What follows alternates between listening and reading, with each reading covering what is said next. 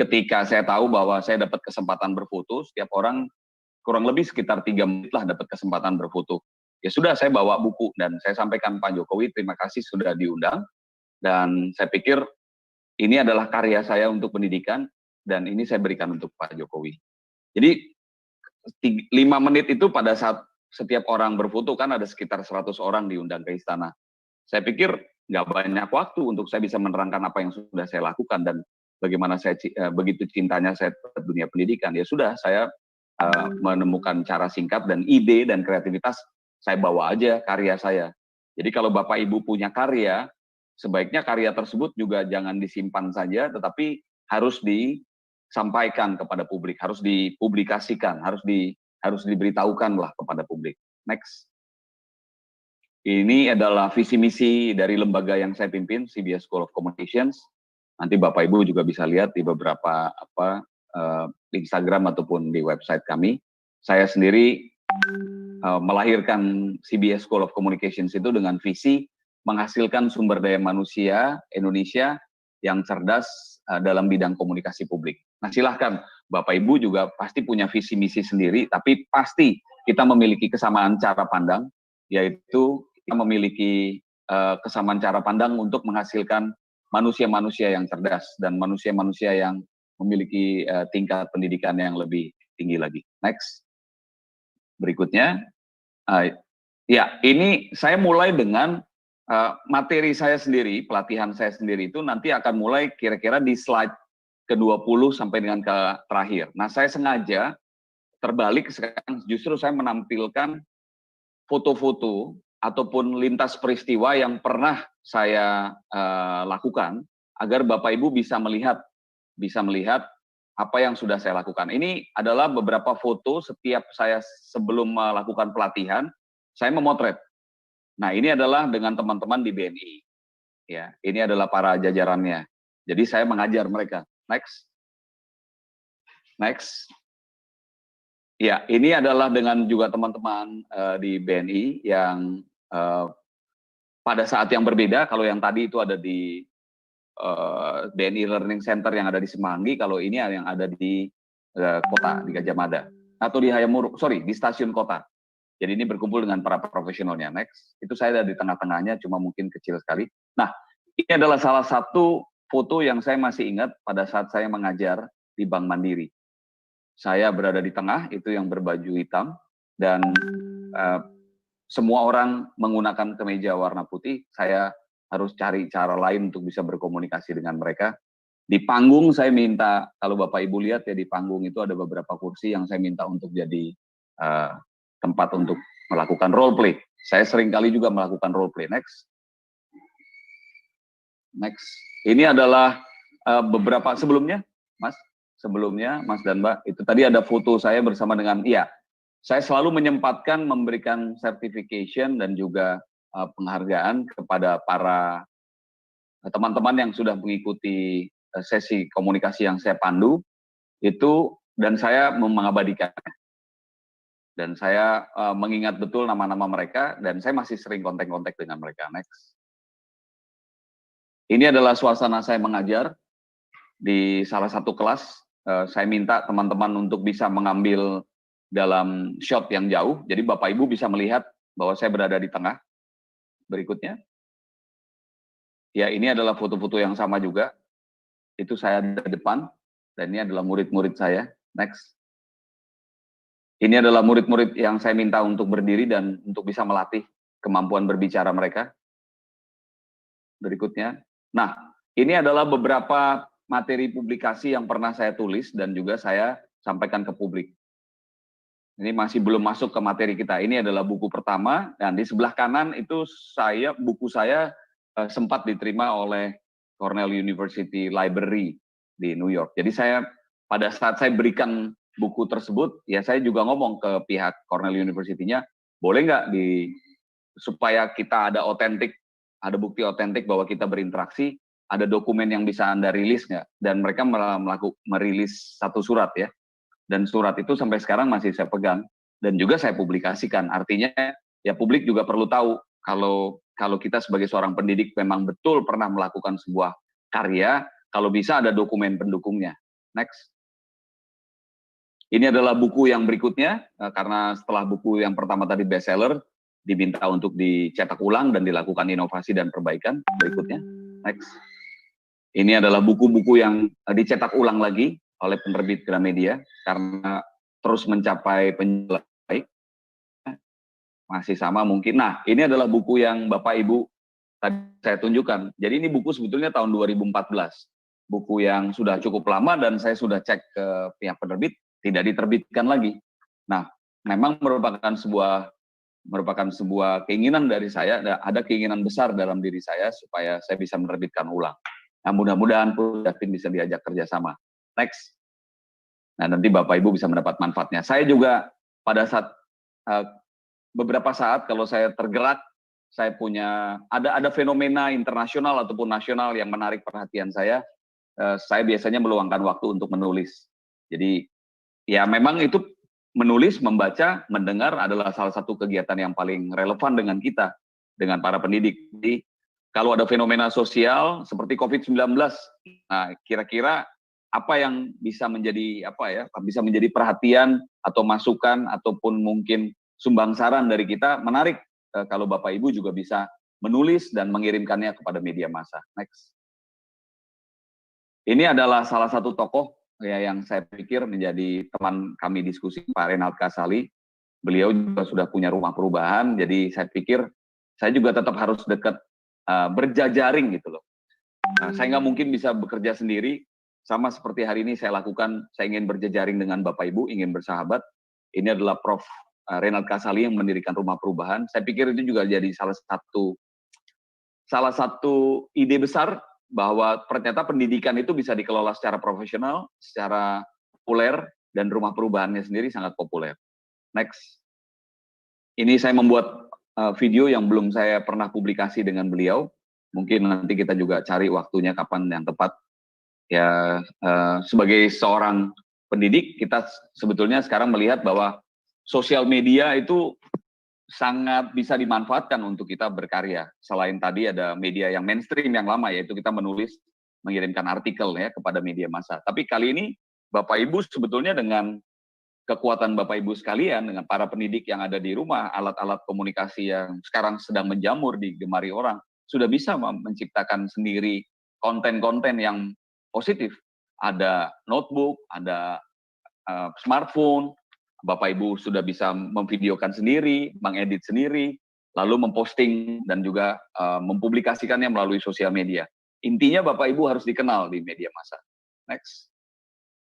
Berikutnya, ya teman-teman di Pusdatin, ya ini adalah beberapa link video yang menjadi passion saya. Jadi Bapak Ibu nanti bisa ketik aja di YouTube public speaking tips Charles Bonar Sirait, biasanya keluar nih link-link seperti ini. Nanti materi ini juga akan diberikan oleh Pusdatin, jadi Bapak Ibu tidak usah khawatir dan tidak usah capek-capek untuk screenshot misalnya.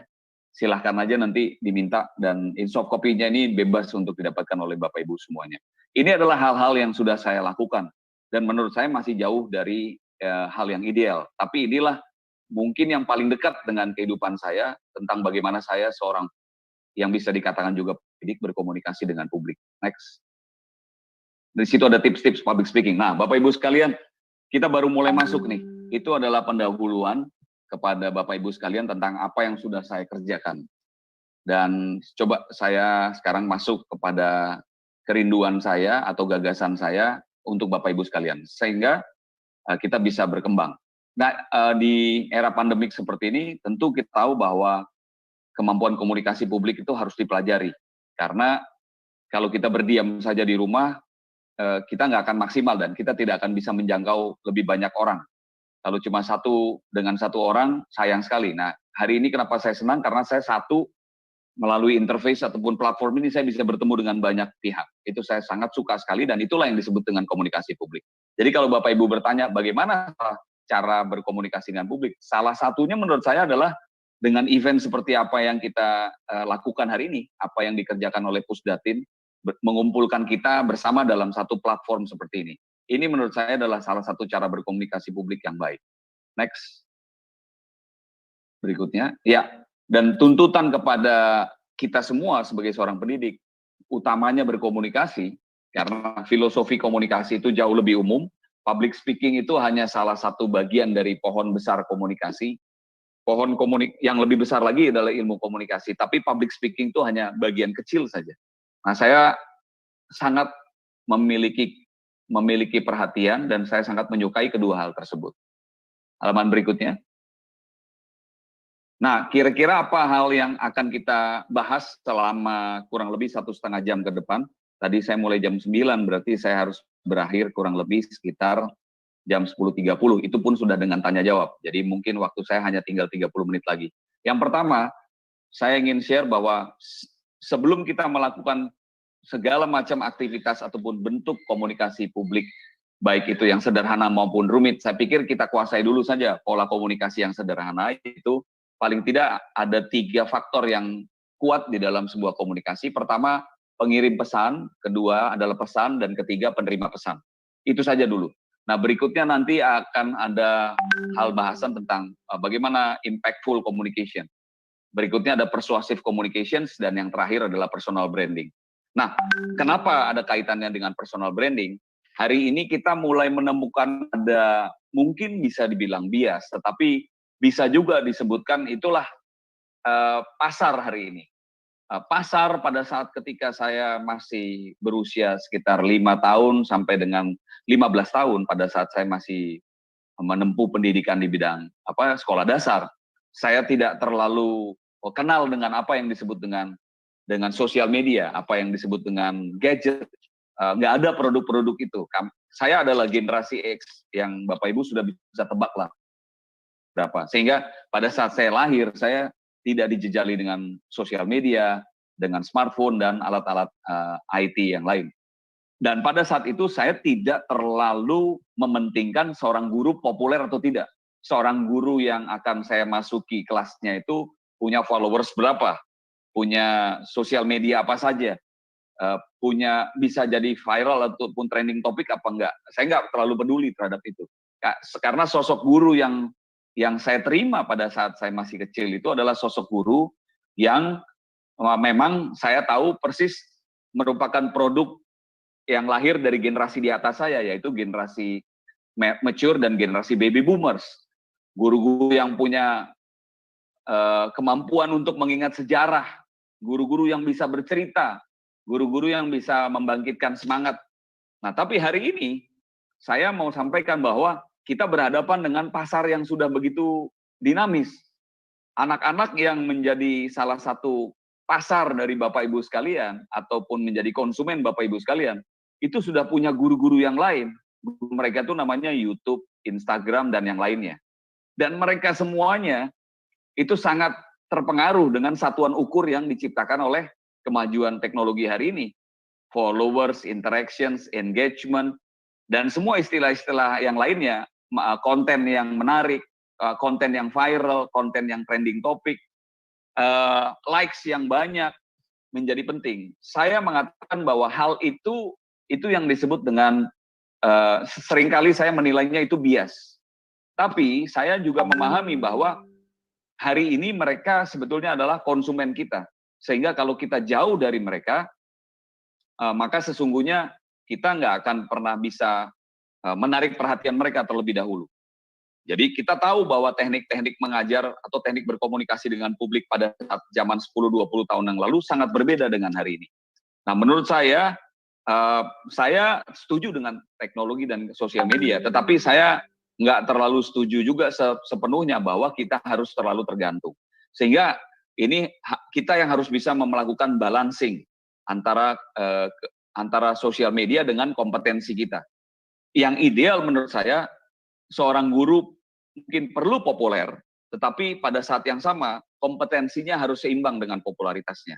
Nah, kalau hari ini kita lihat ada banyak orang yang tiba-tiba dengan sosial media, popularitasnya lebih tinggi, lalu kompetensinya tidak seimbang, maka yang terjadi di sini adalah gap. Nah, saya berharap kita semua bisa mengisi gap tersebut, sehingga kalaupun kita belum populer, nah kita naikkan popularitas kita untuk mengejar kompetensi kita atau mengejar popularitas guru-guru yang lain. Apakah penting populer itu? Ya nanti kita bisa jawab dan kita bisa diskusikan. Menurut saya penting tetapi tidak harus menjadi yang mutlak. Nah itu ada kaitannya nanti dengan personal branding, di personal branding. Tapi sejatinya seperti ini, komunikasi ataupun sebuah pesan itu memang akan menjadi jauh lebih bermakna ketika yang menyampaikannya itu berpengaruh. Itu mungkin bahasa yang lebih menarik. Jadi kalau ditanya apakah Bapak Ibu hari ini saya harapkan bisa populer, saya mungkin lebih senang dengan istilah berpengaruh. Berpengaruh itu bukan saja populer tapi kompeten, lebih dari sekedar popularitas. Nah, bagaimana cara mempopulerkan diri? Ya, nah silahkan di Pusdatin mungkin banyak juga literasi tentang itu dan mungkin ada pembicara-pembicara lain yang lebih kompeten di bidang itu. Jadi itu lebih mikro lagi pembahasannya. Bagaimana bisa lebih populer di YouTube, bagaimana lebih populer di Instagram, bagaimana populer di Twitter dan lain sebagainya. Setiap platform itu memerlukan effort yang berbeda-beda. Next. Yang pertama dulu, ya ini sesederhana ini. Dari gambar seperti ini, Bapak Ibu bisa lihat, itu ada seorang anak kecil di ujung yang memainkan permainan lama ini, mengirimkan suara melalui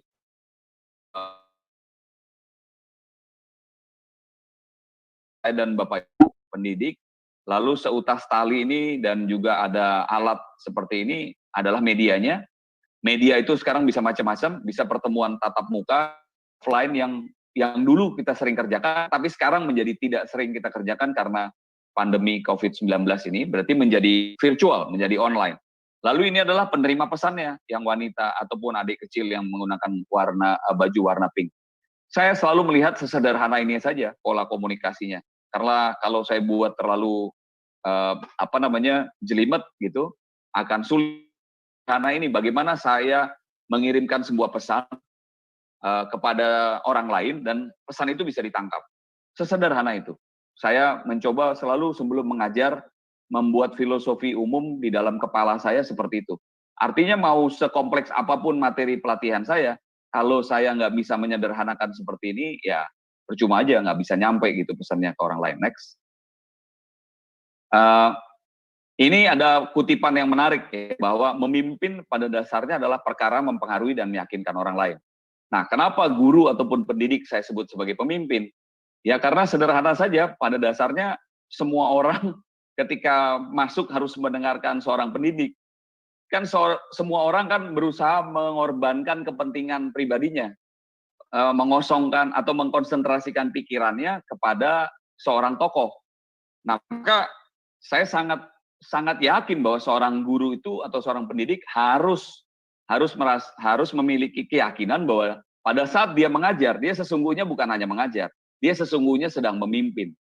Jadi kalau ada guru-guru ataupun pendidik yang nggak terlalu suka dengan ilmu kepemimpinan, ya menurut saya agak aneh gitu loh. Jadi kita harus tahu bahwa kalau kita lagi di kelas dan kita sedang berbagi, itu sebetulnya bukan hanya kita sebagai seorang sharer atau seorang yang sedang sharing the knowledge, tapi kita sedang leading the knowledge, to lead people, memimpin gitu. Jadi, nah kalau di kepemimpinan itu ada persoalan tadi yang sering dikatakan oleh Kate Lutman dan juga Eddie Erlandson ini, penulis buku Millennials 2020, kalau tidak salah, saya kutip dari bukunya yang saya miliki. Jadi kita harus mampu nih mempengaruhi dan meyakinkan orang lain.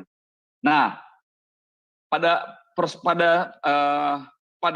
banyak permasalahan di kelas atau pada banyak permasalahan di ruang-ruang komunikasi publik, seringkali guru tersebut atau siapapun atau saya kadang-kadang justru tidak bisa mempengaruhi dan meyakinkan orang lain. Nah, ketika orang lain mulai tidak bisa kita pengaruhi dan tidak bisa kita yakinkan, di situ kelihatannya brand ataupun citra, image dari seorang pendidik yang dianggap lebih pintar dan lebih bisa memimpin itu mulai terdegradasi atau terkurang ya, atau berkurang atau decrease. Gitu. Itu yang saya pikir jangan sampai terjadi. Next, halaman berikutnya masih juga tentang memahami pola sederhana. Boleh dipindahkan slide-nya. Oke. Ini pandangan yang lain dari Jack Canfield, penulis buku The Success Principle. If you don't believe in the messenger or leader, you don't believe the message. Nah, Ini menurut saya kalimat yang sangat menarik ya, sangat sederhana, dan dari sini saja saya bisa lari kemana-mana. Kalau saya nggak percaya sama pendidik, atau saya nggak percaya sama orang yang akan menerangkan materi pendidikan, saya pasti nggak akan bisa percaya juga sama pesannya. Jadi Bapak Ibu bisa bayangkan kan, persoalan kita sebagai pendidik itu berat banget. Berat karena apa? Sebelum kita ngomong soal konten, orang harus percaya dulu bahwa kita tuh memang benar seorang pemimpin. Nah, coba dibayangkan kalau kita sendiri tidak mendapatkan persepsi itu dari para anak didik kita, bagaimana mereka mau mempercayai pesan kita. Jadi memang saya yakin Pusdatin, Kemendikbud punya peran di sini. Kita harus bantu bagaimana caranya para guru ini yang sudah mungkin waktunya banyak habis untuk keperluan pribadinya, keperluan pengembangan dirinya, keperluan mempelajari konten ataupun materi pendidikannya, masih harus dibebani lagi dengan persoalan dirinya harus populer. Nah, popularitas itu yang saya harap hari ini kita bisa duduk bersama-sama. Itu ada rumah belajar, ada TV edukasi, ada suara edukasi, ada banyak platform, silakan dimanfaatkan. Dan juga ada materi-materi yang bisa Bapak Ibu platform berkomunikasi dengan publik yang Bapak Ibu bisa siapkan sendiri. Instagram sendiri, Facebook sendiri, akun Twitter sendiri, dan lain sebagainya. Akun YouTube sendiri. Jadi Bapak Ibu memang harus bisa dipercaya gitu loh. Dan untuk mendapatkan kepercayaan dari publik itu memang tidak mudah. Ya tadi, dibina, dibangun terus. Harus seperti tanaman dipupuk terus. Nama baik, reputasi itu terus harus dipelihara. Next. Halaman berikutnya. Nah, ini adalah gambar-gambar saja. Jadi menurut saya Bapak Ibu adalah pusat perhatian dari publik. Maka harus sadar betul bahwa penampilan Bapak Ibu di depan publik itu harus menarik. Nggak boleh ada salah sedikit pun atau ada yang ya kurang estetik sedikit pun. Biasanya ya itu saya alami pada saat saya berada di industri televisi. Rambut kita lain sedikit aja orang komentar, ya kan? Baju kita ada yang tidak sempurna sedikit aja kita jadi komentar. Jadi memang jadi guru ini memang harus bisa mengambil nilai-nilai sebagai seorang performer atau seorang entertainer lah. Next. Pusat perhatian publik. Bapak Ibu juga harus mampu menarik perhatian publik. Kita nggak terbayang kalau di kelas Bapak Ibu semuanya setelah diajar ada yang tidur, ada yang dimatikan kamera videonya. Saya paling nggak mau tuh kalau saya ngajar kamera videonya dimatikan. Saya selalu minta sama mahasiswa saya buka semuanya. Harus seimbang dong, masa gurunya aja yang kameranya diaktifkan, muridnya semua juga harus. Dan itu menunjukkan, kenapa Bapak Ibu? Itu menunjukkan bahwa mereka memperhatikan. Kalau kameranya dibikin pada status off, kan kita tahu mahasiswa ataupun pelajar kita ini sedang memperhatikan kita atau mengerjakan hal yang lain. Jadi nanti pada saat semua kelas online, peraturan yang harus dibuat itu pertama adalah buka itu kameranya. Jangan pernah Bapak Ibu bisa menerima excuse ya bahwa oh ya saya lagi ada, ya kita mungkin 1-2 orang ada excuse yang benar gitu ya, tapi mayoritas kalau Bapak Ibu memperlakukan semua kelas boleh menonaktifkan kamera, ya sulit Bapak Ibu seperti berbicara kepada notebook saja sendiri, seperti berbicara kepada robot. Jadi nilai interaksinya nggak ada. Harus bangun semua orang mendengarkan pada saat Bapak Ibu menerangkan. Next. Halaman ya, kita juga tidak berharap apa yang disebut dengan customer kita ataupun audiens kita tertidur seperti ini. Jadi mereka semua harus bisa terjaga. Nah, membuat mereka terjaga itu yang nggak bambang. Ya tidak mudah. Maka harus ada topik yang menarik. Selain konten yang menarik, Bapak juga harus punya skenario. Skenario pengajaran seperti apa yang menarik. Berikutnya. Halaman berikutnya, Mas. Ya, ini biar lebih relevan, foto saya sendiri saya tampilkan, nggak apa-apa ya Bapak Ibu ya. Saya mohon izin. Ini adalah beberapa finalis Putri Indonesia. Saya diminta untuk mengajar public speaking. Ya, kalau Bapak Ibu lihat sih, mungkin hanya, ya so far kalau Bapak Ibu lihat dari foto ini, ya coba dilihat aja, ada nggak mereka yang tidur? Mudah-mudahan sih nggak ada ya. Nah, saya selalu bermain juga dengan kemampuan syaraf mereka supaya bisa terbuka terus gitu loh. Jadi kalau mereka ada yang tidur, mereka merasa akan rugi banget gitu. Next. Nah, ini adalah impactful communication. Kita masuk, boleh dibesarkan sedikit Mas, supaya saya bisa lebih membaca slide-nya dibesarkan ya, saya dikecilkan aja. Jadi impactful itu sebetulnya adalah, impactful is an adjective that has some meanings. Dia memiliki pengertian bahwa impactful itu adalah memiliki kekuatan untuk mendapatkan rasa bersimpati, rasa simpati. Jadi kalau ini nggak bisa kita dapatkan dari pendengar kita, memang agak sulit pengajaran itu pindah. Nah, di impactful itu juga ada rasa rasa kecintaan atau rasa ingin berbagi.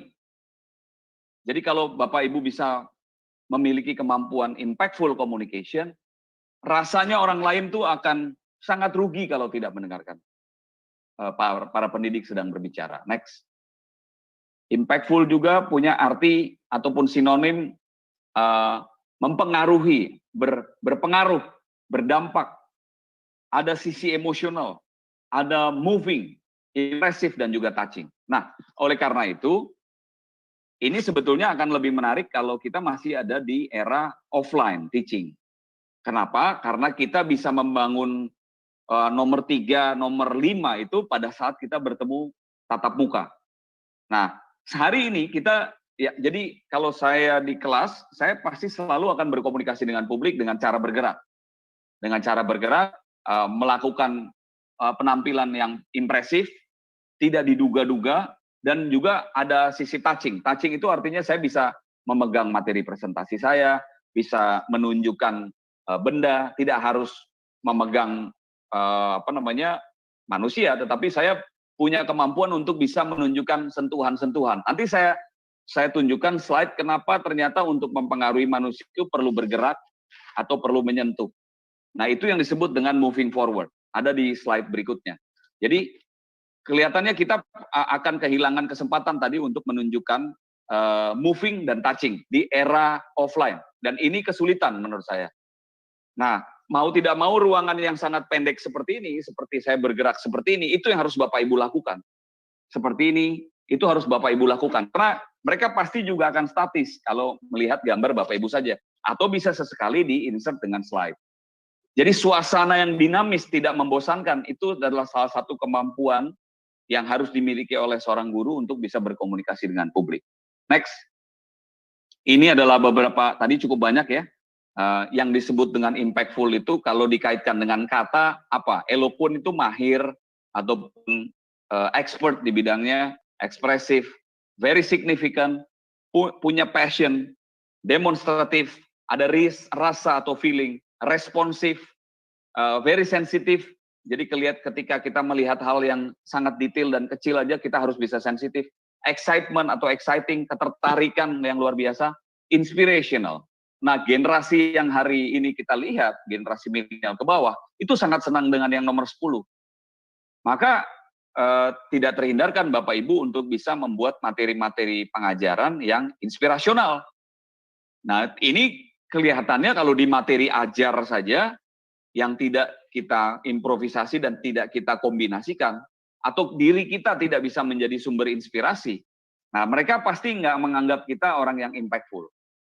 Nah ini tantangan buat kita. Saya juga masih terus belajar bagaimana untuk kita bisa menjadi inspirational. Inspirational hari ini atas lagi pada umur. Orang muda gitu loh. Jadi sekarang hari ini semua orang bisa jadi pengajar karena kita pernah lihat dia misalnya menjadi punya katakanlah punya sertifikat mengajar, tetapi dia punya akun YouTube yang terus memberikan inspirasi. Hari ini dunia melabel orang seperti itu sebagai pendidik juga. Nah, itu berarti adalah salah satu yang bisa kita jadikan salah satu acuan ataupun salah satu cara ataupun salah satu kesempatan untuk kita bisa apa yang menarik dari orang tersebut yang kita bisa pelajari. Next. Ya. Jadi communication, karena saya bergerak di bidang communication dan tadi adalah impactful. Ternyata communication itu berkomunikasi dengan publik. Berarti kan salah satu kata kuncinya adalah komunikasi. Saya terus mencari apa istilah arti ataupun definisi komunikasi. Ternyata dari istilah ataupun bahasa Latin, saya menemukan communication itu disebut-sebut dengan communicare atau communicare. Saya nggak ngerti bagaimana melafalkannya, tapi artinya, meaningnya adalah to share. Jadi ternyata hari ini juga generasi muda itu lebih senang mendapatkan sharing daripada mendapat. Yang saya lihat ya, ada beberapa yang entah kenapa terlalu happy dengan kata teaching. Dari beberapa generasi milenial yang saya hadapi, mereka lebih senang kalau saya sharing. Padahal sebetulnya saya sedang teaching.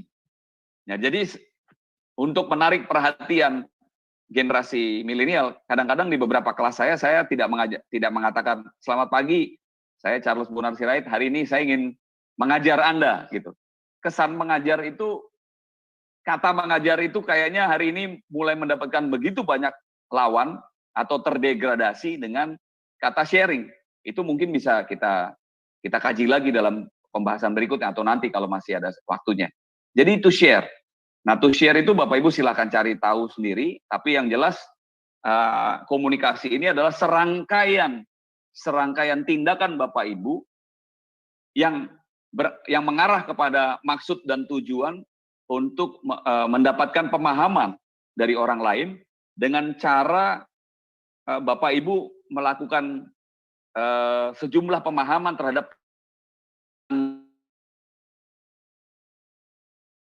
dengan sains dan juga semiotik.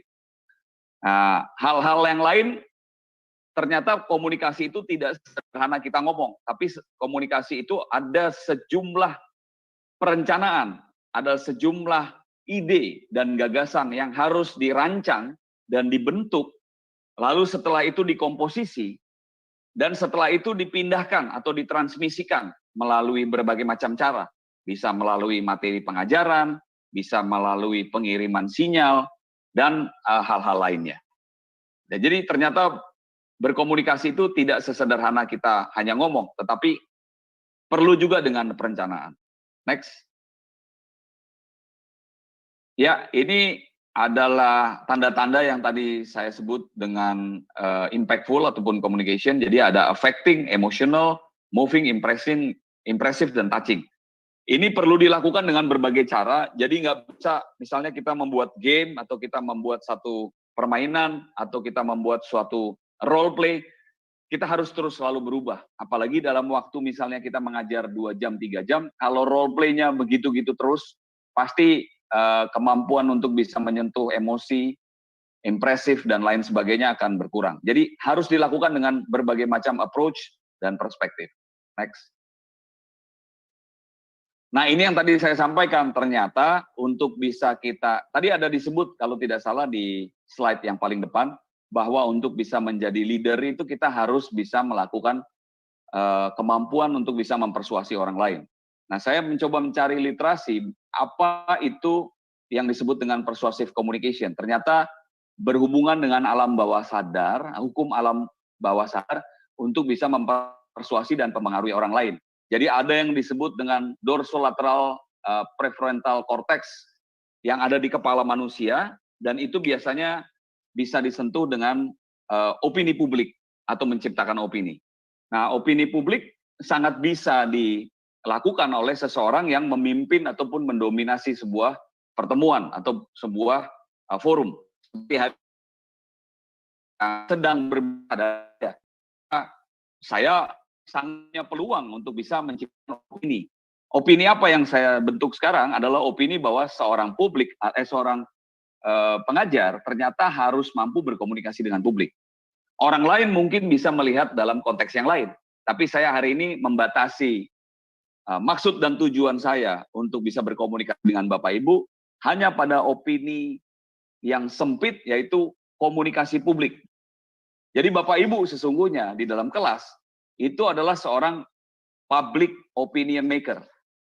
Kalau Bapak Ibu tidak bisa membentuk sebuah opini, ya tentu Bapak Ibu belum memaksimalkan kemampuan menjadi seorang pengajar ataupun pendidik. Next.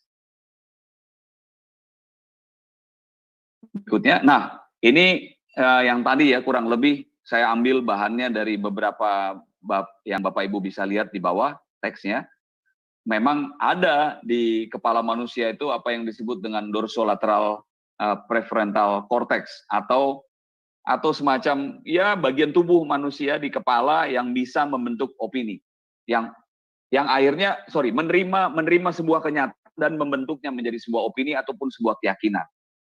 Jadi keyakinan ini yang harus Bapak Ibu dalam tanda kutip ditransferkan kepada murid ataupun peserta didik kita. Next. Ini adalah bagian lain dari apa yang tadi saya sebut dengan prefrontal cortex tadi, bahwa hukum alam bawah sadar manusia itu ternyata kalau mereka bisa disentuh di bagian dari mulai kepala sampai dengan ke ujung kakinya.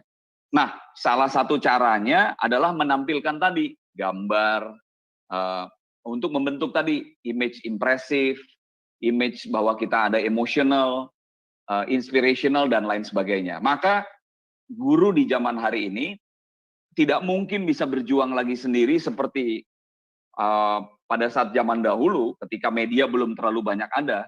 Karena hari ini para peserta didik kita sudah dijejali dengan begitu banyak media ataupun dijejali dengan begitu banyak devices ataupun alat-alat. Nah, sehingga guru memerlukan alat bantu menurut saya. Pendidik memerlukan alat bantu. Yang hari ini saya lakukan alat bantunya adalah alat peraga yang ada di depan. Bisa juga dalam bentuk video. Tapi saya merasa hari ini saya cukup menggunakan materi bantu yang di depan. Dan ini harus dicari sendiri. Next, kita percepat saja karena 5 menit lagi sudah harus tanya jawab. Nah, yang terakhir adalah personal branding. Personal branding ini menurut saya sudah tadi saya jelaskan di lingkaran keempat. Jadi tadi memahami pola komunikasi yang sederhana, lalu yang kedua impactful communication, yang ketiga adalah persuasive communications, dan personal branding. Ini yang menurut saya nggak ada terlalu banyak kaitannya sebetulnya dengan materi ajar kita, tetapi ini terkait dengan eksistensi. Ternyata para pendengar atau para pelajar hari ini tuh mempersoalkan persoalan dikenal atau tidaknya seorang pendidik. Dan disinilah perlunya personal brand. Materinya nanti Bapak Ibu bisa baca, tapi saya sedikit ke belakang saja, next. Personal branding itu artinya Bapak Ibu menunjukkan otentisitasnya. Setiap orang punya personal brand yang berbeda-beda. Jadi antara satu guru dengan guru yang lain harus punya keunikannya sendiri. Kalau satu guru ini misalnya agak eloquent atau agak mahir di dalam bercerita, nah guru yang lain, wah saya harus mahir dalam mempertunjukkan permainan misalnya, atau hal-hal yang lainnya. Next. Ini adalah pemahaman tentang personal brand, tapi saya mau lihat aja ke contoh yang lebih konkret, karena sudah waktunya 5 menit lagi tanya jawab. Next. Nanti Bapak, nah ini adalah beberapa tokoh di era saya, yang saya rasa sudah mulai berubah ya. Kalau kita lihat pembicara, itu ada Oprah Winfrey. Kalau kita lihat ada seorang miliuner yang juga punya kemampuan untuk menciptakan IT, ada Bill Gates. Ini materi sudah saya buat sekitar tahun 2014 di bagian yang ini. Jadi pada saat itu orang-orang yang bersangkutan belum berada di saat ini. Donald Trump saat itu masih cuma pengusaha. Michael Jordan yang paling sebelah kanan itu adalah pebasket unggul pada zaman saya, pada saat saya masih di SMA. Jadi ya kurang lebih sekitar 20 tahun lalu. Sekarang sudah tidak menjadi pebasket lagi. Tapi mereka punya otentisitas. Nah, saya berharap Bapak Ibu juga bisa memotret diri Bapak Ibu dalam foto seperti ini. Kira-kira 5 tahun, 1 tahun, 6 bulan ke depan, saya tuh pengen dikenal sebagai guru yang expert di bidang apa. Jadi, dan brand saya harus kuat di situ. Dan ini bisa dibentuk melalui apa? Melalui sosial media yang ada di hari ini. Next. Nah, ini adalah bagaimana cara kita bisa membuat personal brand. Ada framework-nya, internal, financial, eksternal, dan knowledge dan learning. Ternyata knowledge dan learning itu sangat penting buat kita. Sehingga kalau ada keinginan untuk menambah gelar ataupun menempuh tingkat pendidikan yang tinggi, itu adalah salah satu cara untuk menaikkan brand. Tapi brand bukan hanya bisa dibangun dengan itu, tapi ada hal-hal juga yang bisa dibangun dari internal kita, dari keluarga kita, family kita. Eksternal adalah orang-orang yang di luar, termasuk mungkin kalau internal mungkin juga bisa disebut internal organization kita, Kemendikbud atau Pusdatin ya. Eksternal adalah faktor-faktor di luar Kemendikbud. Ini ada hal-hal yang Bapak Ibu bisa lihat, ada personal vision, personal ambition, dan lain sebagainya. Dan not to forget also financial. Pasti kita juga memerlukan hal itu. Itu adalah hal yang bisa saya jelaskan, saya sangat rindu untuk bisa bertanya jawab, seperti sudah saya duga, waktu saya tidak banyak, dan mudah-mudahan Mbak, apa yang saya bisa jelaskan hari ini, walaupun mungkin kelihatannya agak sedikit terburu-buru, karena dikejar waktu, mudah-mudahan bisa bermanfaat buat Bapak Ibu. Terima kasih, saya menunggu waktu dan forum untuk kita bisa bertanya jawab. Sukses untuk kita semuanya. Mbak Dona. Iya, Mas. Saya terpesona sekali Bang Charles ini dengan pemaparannya. Jadi sudah teruji sekali. Luar biasa public speaking-nya. Jadi tadi sesuai dengan yang disampaikan oleh Bang Charles bahwa harus bisa ya memiliki kemampuan untuk menarik perhatian. Jadi ini sudah teruji. Saya sampai tidak bosan dari awal sampai akhir mendengarkan dengan seksama. Nah, itu karena kerjasama yang oke antara saya bersama dengan Mbak Dona dan juga Pusdatin. Baik.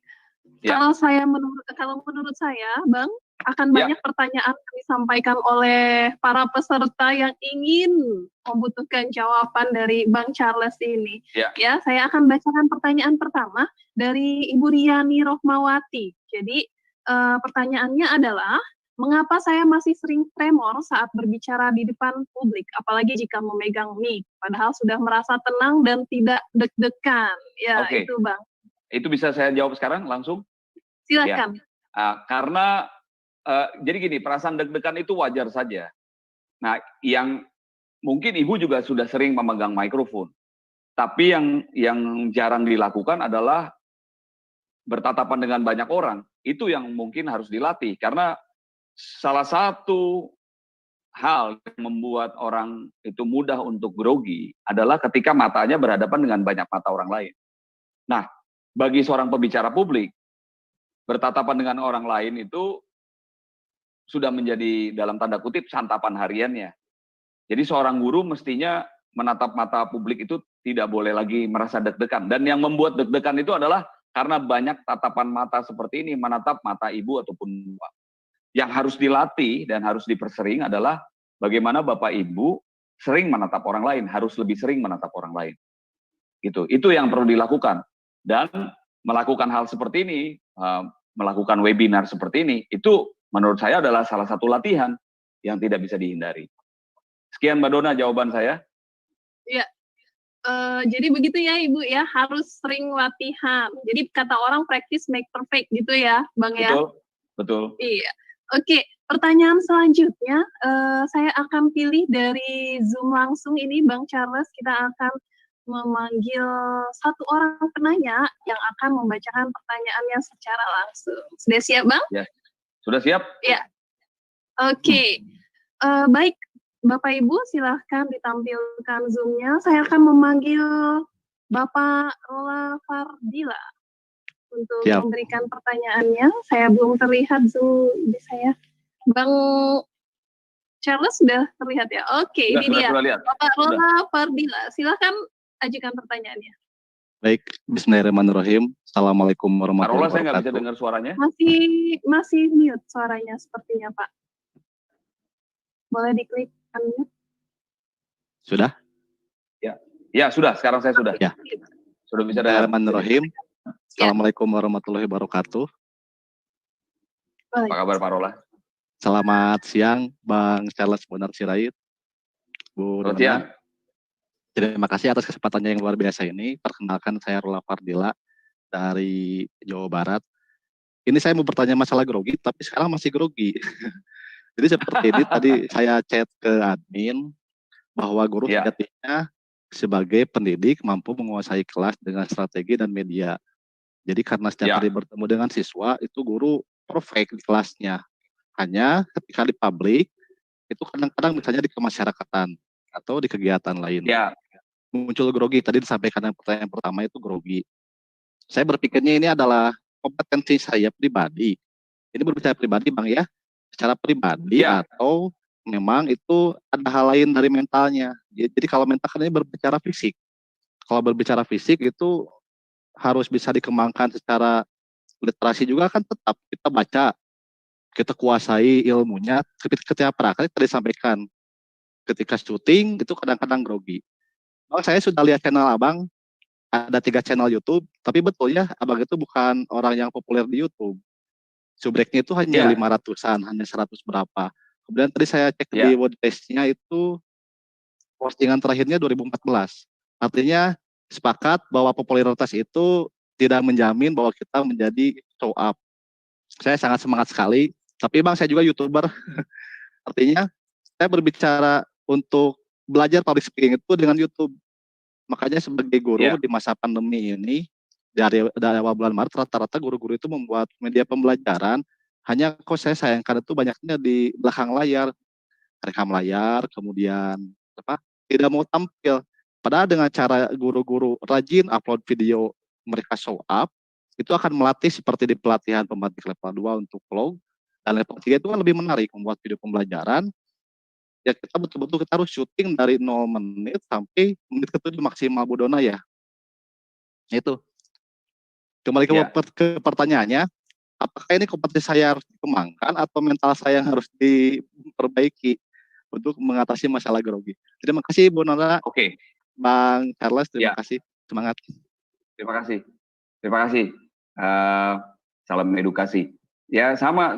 Saya rasa tadi bisa dijawab langsung semua yang sudah disampaikan. Kalau ditanya apakah saya memang rajin atau enggak, saya sedikit ya tadi yang mengenai YouTube. Jadi saya Ya. yakin YouTube itu penting. Tapi juga harus disadari bahwa ketika kita sudah masuk di YouTube, memang waktu ini kan sekarang yang paling sulit buat kita ini adalah time management. Kalau kita sekarang waktunya habis hanya untuk ngurusin sosial media, kita bisa nggak ngurusin yang lain gitu. Padahal itu kompetensi kan. Nah, tapi sosial media ini penting. Nah, jadi kita itu menjadi PR kita bersama. Gimana caranya kita ngurusin sosial media, tetapi kompetensi kita tidak hilang. Nah, jadi mungkin kalau dulu bikin konten YouTube itu harus berjam-jam, sekarang ini udah harus bisa singkat aja, upload aja. Nah, mudah-mudahan nanti populer lah gitu loh ya. Tapi itu perlu banyak lagi karena di YouTube tuh ada algoritma, ada dan lain sebagainya yang harus bisa dikerjakan. Tidak mudah memang. Nah, coba saja itu nanti misalnya bisa diserahkan atau di arrange dan dikerjasamakan dengan Pusdatin.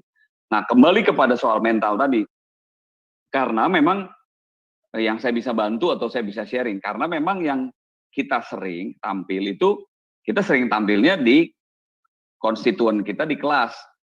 Orangnya itu lagi, maka tidak heran kalau kita bicara di kelas tersebut, kita pasti percaya dirinya sudah lebih tinggi. Tapi begitu masuk ke daerah permainan yang baru, ketemu dengan masyarakat yang baru, ketemu dengan orang yang baru, nah itu mulai lagi dari nol. Karena kita sesungguhnya nggak kenal mereka. Jadi memang kita agak sangat mungkin bisa menguasai audiens kita kalau kita kenal betul audiens kita dan kita sudah sering.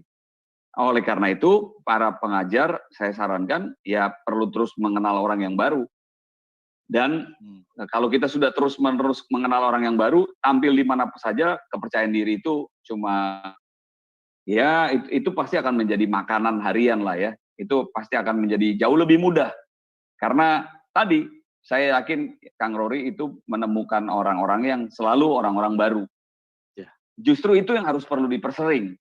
Kalau kita terus-menerus mengajar orang yang sama, maka kemampuan kita untuk confidence biasanya ya nggak terlalu bertumbuh dengan cepat. Itu dia, saya lebih sering ngobrol dengan teman yang baru, dan berikutnya saya kalau saya challenge untuk kita bikin konten YouTube bareng, boleh nggak difasilitasi oleh Pusdatin? Setuju? Setuju. Asik. Bener ya, ditunggu ya nanti. Nah, itu ada Mbak Marta dan ada teman-teman semua di sana. Ada timnya Pak Hasan Habibi lah. Harus ditindaklanjuti nih, acara seperti ini harus bisa kita jadi YouTuber bareng kek, kontennya dibikin bareng kek, mungkin jadi jauh lebih menarik kan? Atau bikin Instagram live bareng bersama dengan saya dan Pusdatin. Setuju? Oke, Mbak Dona. Setuju, Bang. Ya, silahkan. Jadi kita harus kolaborasi, Betul, betul Bang. Terima kasih Pak Rola untuk pertanyaannya. Sama-sama Bu Dona. Iya. Bang, ada pertanyaan terakhir ini yang akan saya bacakan, ya.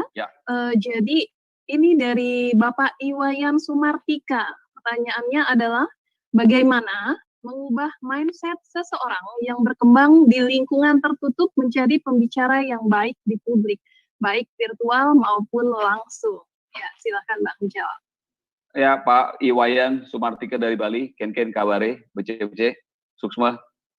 Mengubah mindset itu memang tidak mudah karena mindset itu sudah menjadi bagian dari keseharian yang ada di dalam otak kita, bahkan itu bisa dipengaruhi oleh budaya kita. Jadi kalau budaya di rumah kita tidak mendorong kita menjadi pembicara yang baik di secara virtual maupun langsung, agak sulit ya, agak sulit. Jadi saya merasa yang pertama harus dirubah tuh mindsetnya bukan hanya kita, tapi keluarga kita.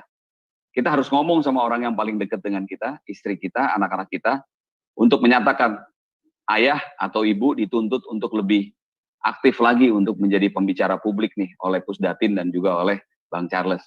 Kira-kira dapat dukungan nggak dari keluarga? Kalau keluarga bilang oke, nah itu adalah salah satu modal pertama.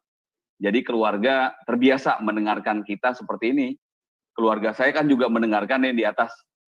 Ini sebetulnya sebuah hal yang aneh yang kalau kita bisa refleksikan ke zaman-zaman 10-15 tahun yang lalu, ngapain ada orang bicara sendiri seperti dalam tanda kutip orang yang aneh kan? Karena orang di sekitar saya saat ini kan nggak melihat penampilan saya dan kita berbicara dua arah, tapi mereka seolah-olah hanya mendengar satu orang ngobrol sendiri.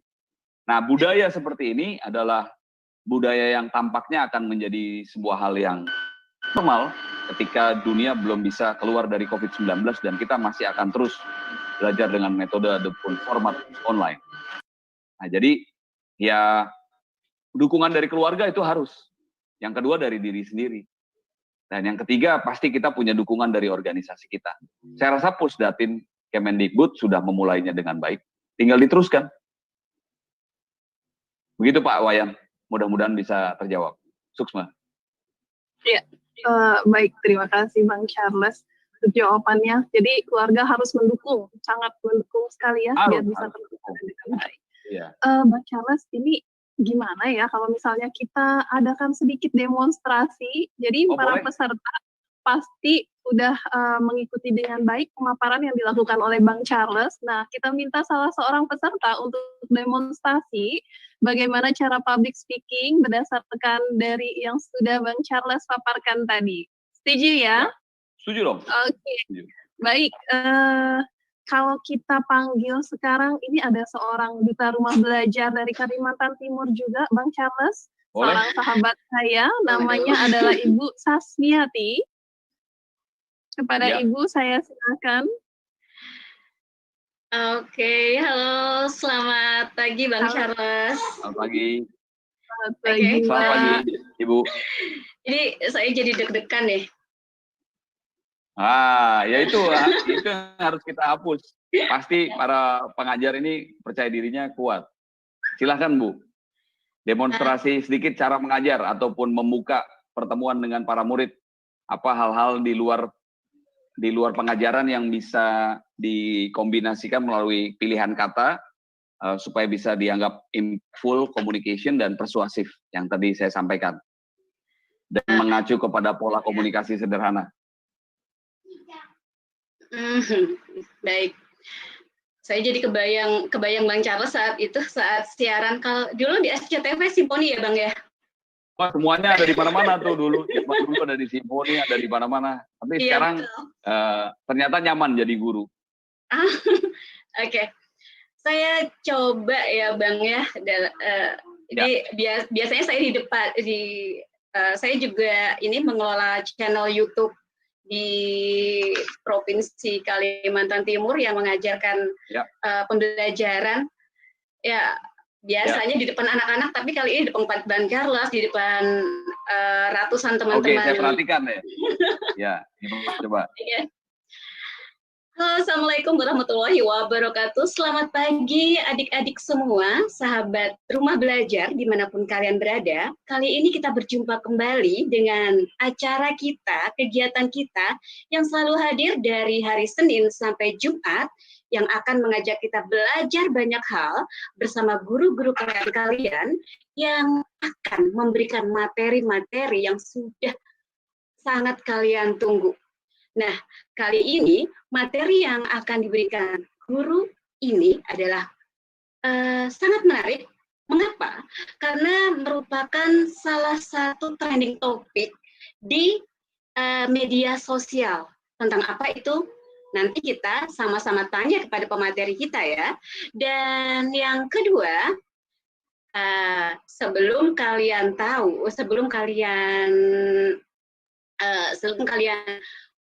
belajar, tentunya kalian harus mengenal presenter kita nantinya. Nah, kali ini presenter kebanggaan kita, presenter yang kalian tunggu-tunggu adalah Bang Charles Bonar Sirait. Siapa dia? Dia adalah seorang yang sangat kompeten di bidangnya, dan kalian semua beruntung bisa belajar langsung bersama kakak keren kita, Bang Charles Bonar Sirait.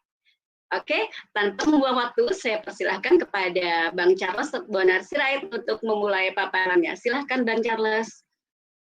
Oke, terima kasih. Nah, terima kasih.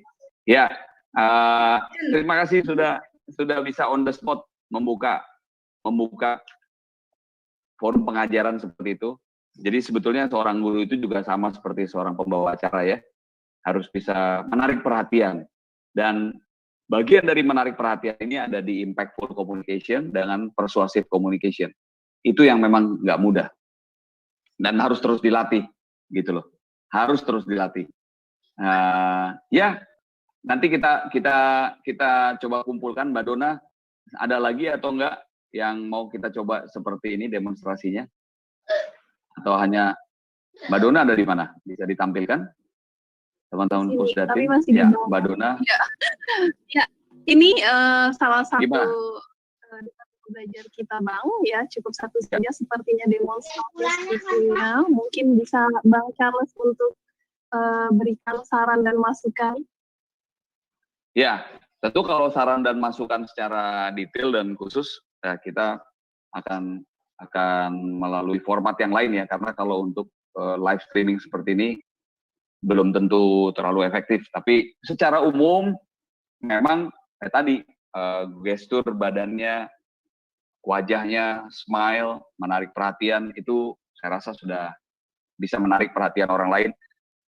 Hanya karena diminta secara on the spot, kan pasti ada kalimatnya yang ataupun kata-katanya yang terbata-bata. Saya juga seperti itu, kalau harus tampil belum tentu bisa juga perfect ya 100%, karena kalau live seperti ini pasti kita banyak juga hal yang kita lagi cari-cari kalimat apa di kepala kita, tapi nggak dapat gitu loh. Jadi ketenangan tetap perlu kita pelihara supaya tidak terlalu terlihat kalau kita itu memang sedang grogi. Nah, salah satu yang mungkin harus dipelajari adalah tadi bagaimana tetap lebih tenang, tidak terlihat groginya, tapi pada saat yang sama bisa ketawa, bisa ramah, dan bisa mempengaruhi orang. Kalimat tanya juga perlu digunakan.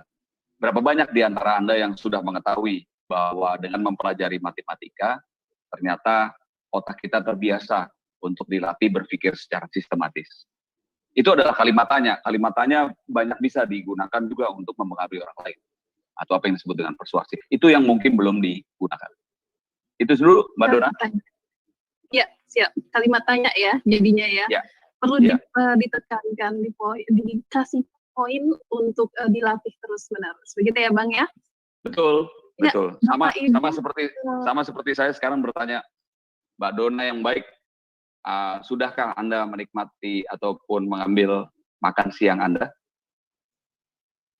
Belum. Pasti jawabannya belum. Ya, karena ini masih jam 10. Ya, paling tidak tertarik. Oh, terima kasih. Ya, itu salah satu yang bisa digunakan triknya oleh para guru.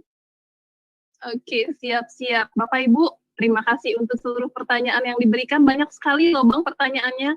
Tapi Ada mohon maaf kami tidak bisa membukakan. Gimana? Ya. Ada berapa banyak pertanyaannya? Banyak ya? Banyak. Boleh tolong dikirim nanti melalui grup WA ataupun melalui email. Ngomong-ngomong, satu buah buku saya ini. Nah, itu dia. Jadi kita akan memilih satu orang yang akan Bang Charles berikan buku tadi dari belajar memberikan kepada siapa? Jangan ke saya yang jelas, Bang. Saya nggak ikutan tadi. Saya boleh pilih ke, ada persyaratan nggak milihnya harus kemana kan? Tadi pertanyaan cukup banyak tuh. Persyaratannya apa ya? Nggak ada ya? Ya, yang serk aja deh mungkin. Iya, ya saya coba berikan hadiah ini atau satu buah buku Public Speaking for Teacher ini yang saya tulis itu ke ibu kita yang baru saja tadi demonstrasi yang di Kalimantan. Ibu Sasmiati. Ya? Iya, Ibu Sasmiati ya. Ini buat Bu Sasmiati. Semoga terpacu lagi nanti. Dan buat guru-guru yang lain kita tunggu deh. Kita tunggu nanti karya-karya berikutnya kolaborasi dengan Pusdatin Kemendikbud. Ya, saya tunggu sekali karena di Jambi memang di Gramedia sudah tidak ada lagi, kemarin sudah saya cari. Sudah nggak ada, betul. Kita cetak ulang ya. Kita cetak ulang. Kita minta sama Pak Hasan Habibie dan Mas Menteri. Mas Nadiem, kita tunggu kolaborasinya. Setuju banget ya. Baik, Bang, terima kasih. Luar biasa sekali. Jadi akhir kata saya ingin minta Bang Charles untuk memberikan closing statement. Ya, Bapak Ibu sekalian, para guru di Republik Indonesia, teman-teman semuanya sebangsa dan setanah air, saya sangat senang sekali kita bisa ketemu hari ini, difasilitasi oleh Pusdatin Kementerian Pendidikan Kebudayaan Republik Indonesia. Terima kasih yang terhormat Mas Menteri, Mas Nadiem Makarim.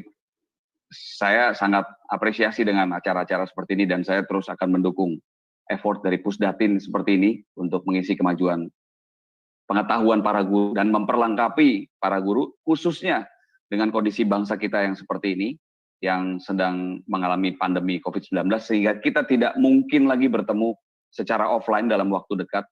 Nah, kita manfaatkan bersama dan kita maju bersama dengan teknologi seperti ini. Kita gunakan teknologi untuk bisa mengembangkan kemampuan dan juga keberanian dan juga tadi kemampuan para guru untuk bisa melakukan impactful communication, persuasive communications, dan meningkatkan personal branding. Ini adalah PR kita bersama. Saya rasa kalau komunikasi umum secara sederhana semua sudah tahu.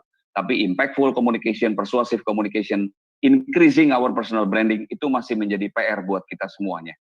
Dan saya berharap Pusdatin Kemendikbud bisa menjadi fasilitator bagi kita semua. Bapak Ibu, jangan pernah berhenti ataupun jangan pernah semangat untuk berbagi dan mengajar ke orang lain turun. Karena saya pikir selain dari 3 hal tadi yang perlu kita tingkatkan, itu modal yang paling awal. Semangat yang ada di dalam diri bahwa profesi yang kita ambil ini sekarang sudah benar. Bahwa profesi yang kita ambil ini bisa mencerdaskan orang lain. Dan itu tidak bisa dibayar dengan penghargaan apapun. Menurut saya itu datang juga imbalnya nanti kebaikan itu akan datang yang membalas Bapak Ibu semua dari Tuhan Yang Maha Kuasa. Surga buat Bapak Ibu, ada kecerdasan bangsa. Maju terus, jangan pernah berhenti untuk mengajar orang lain. Salam edukasi, salam pendidikan, salam sehat buat kita semua. Wassalamualaikum warahmatullahi wabarakatuh. Salam sejahtera, sukses untuk kita semua. Shalom. Om Swastiastu, Namo Buddhaya, salam kebajikan. Iya, terima kasih Mas Charles Bonar Sirait, abang kita. Bang, ada sedikit titipan dari DRB kami Duta Rumah Belajar, katanya ingin meminta sedikit salam dari Bang Charles. Halo Duta Rumah Belajar seluruh provinsi Indonesia. Silakan Bang. Ya, halo Duta Rumah Belajar di seluruh provinsi yang ada di Republik Indonesia. Saya sangat senang bisa bertemu dengan teman-teman semuanya pada kesempatan yang berbahagia ini. Saya tunggu kolaborasi kita. Saya rindu untuk bisa punya konten bersama di rumah kita bersama Pusdat Kemendikbud Republik Indonesia.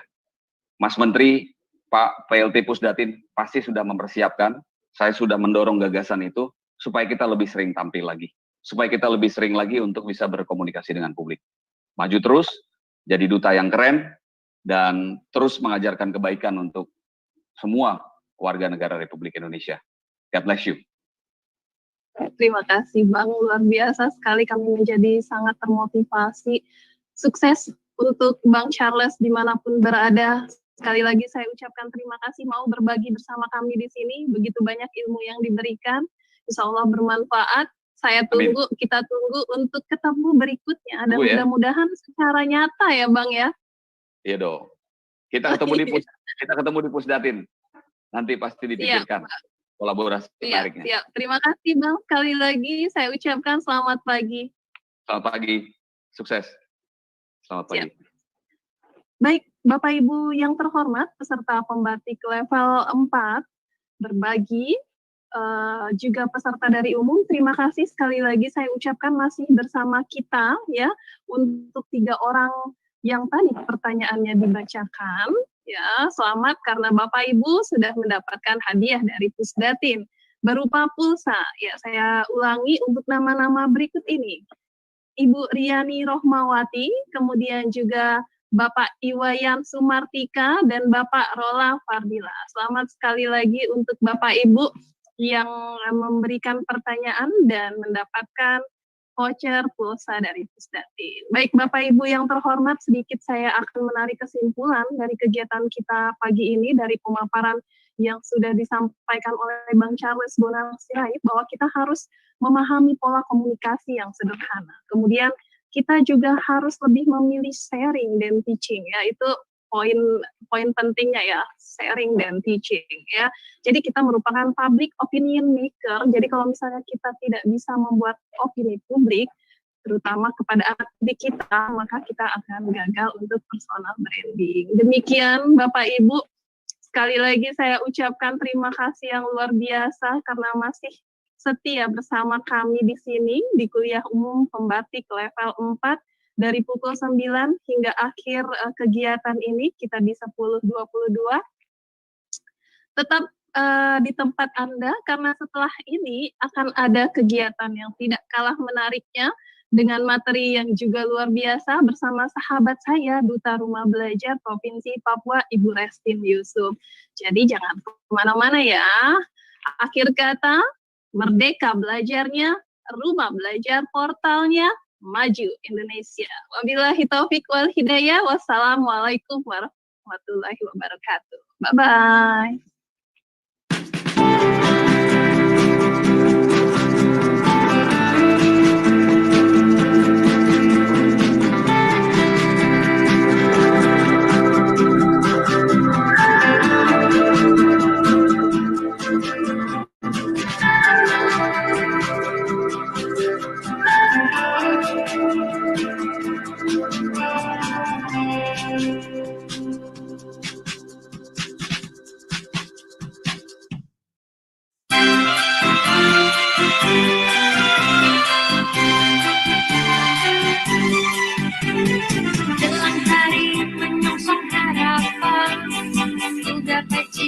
Dengan belajar, ku bangga menjadi duta rumah belajar.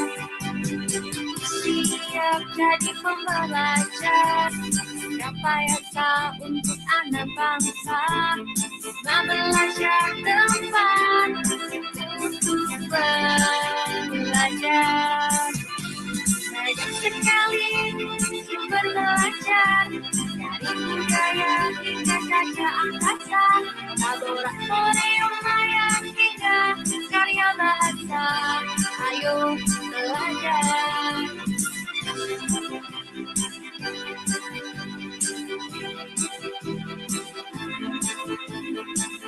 Ayo belajar bersama kami di Rumah Belajar.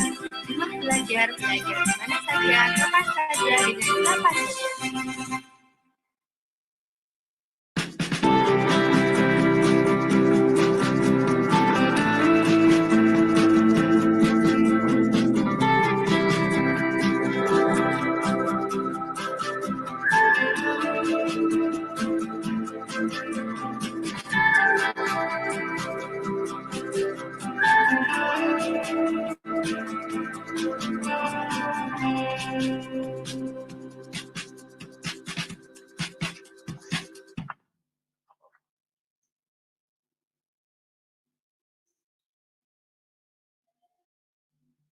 Halo Bapak Ibu guru hebat, rekan-rekan Duta Rumah Belajar, peserta